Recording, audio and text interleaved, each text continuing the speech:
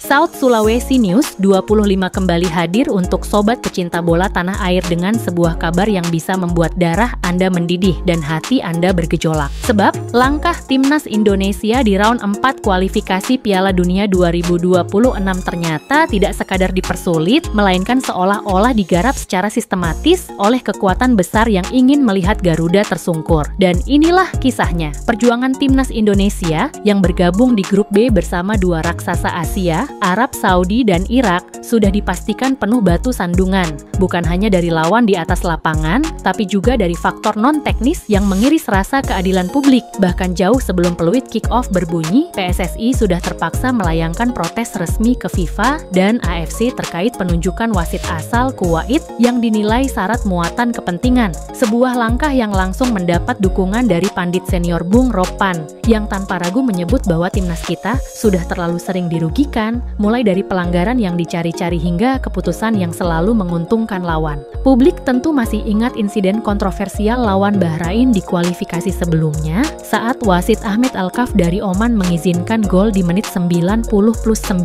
padahal tambahan waktu resmi hanya 6 menit. Luka lama yang belum sembuh itu kini seakan dihidangkan kembali dalam bungkus baru. Tak heran jika publik menilai semua ini bukan kebetulan, melainkan bagian dari skenario yang sudah diatur. Bung Ropan bahkan menyebut terang-terangan bahwa penunjukan Arab Saudi sebagai tuan rumah adalah garansi kelanjutan mereka ke putaran berikutnya. Sebuah prediksi yang terdengar pahit, namun bagi banyak orang terasa begitu nyata. Dan bila itu benar adanya, maka timnas Indonesia seolah sedang berjuang melawan tembok besar yang tak terlihat. Sebagai tambahan pukulan, jadwal yang tidak adil juga dipampang di depan mata. Setelah menghadapi Indonesia, Arab Saudi punya waktu istirahat 5 hari penuh, sementara Garuda hanya diberi 3 hari sebelum kembali dipaksa bertarung. Semua itu semakin diperpanas dengan isu pembatasan jumlah supporter Indonesia yang boleh hadir di stadion. Padahal kita semua tahu, nadi dan semangat timnas berasal dari suara serta nyanyian supporter fanatik yang tak pernah lelah. Bila kekuatan itu pun dipotong, apalagi yang tersisa? Reaksi publik bola nasional pun meledak di media sosial. Ada yang menyebut ini bukti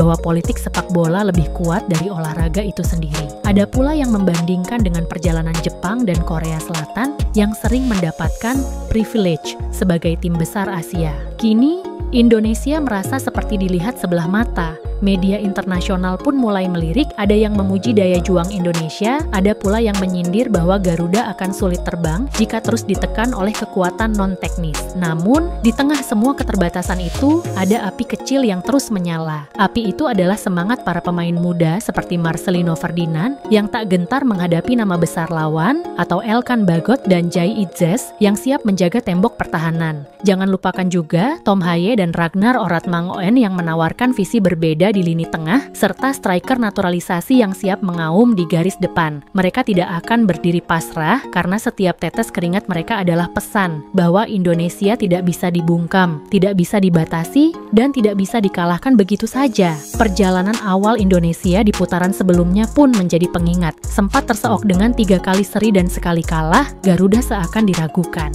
Namun siapa sangka, dari titik itulah kebangkitan lahir. Mental baja terbentuk dari cemoh, semangat dipupuk dari keraguan, hingga akhirnya Indonesia mampu mensingkirkan lawan-lawan tangguh dan melangkah ke round 4. Dan kini, meski jalannya semakin terjal, sejarah itu membuktikan Garuda selalu punya cara untuk mengejutkan dunia.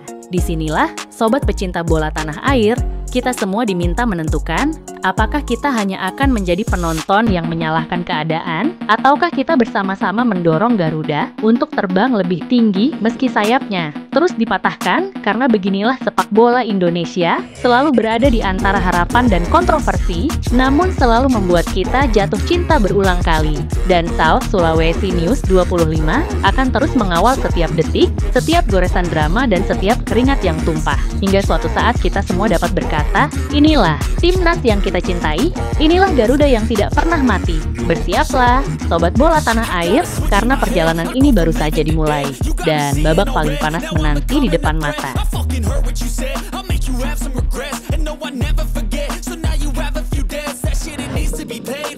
Some sort of pain, you caused a permanent stain, which has determined your fate. I've never seen so clear.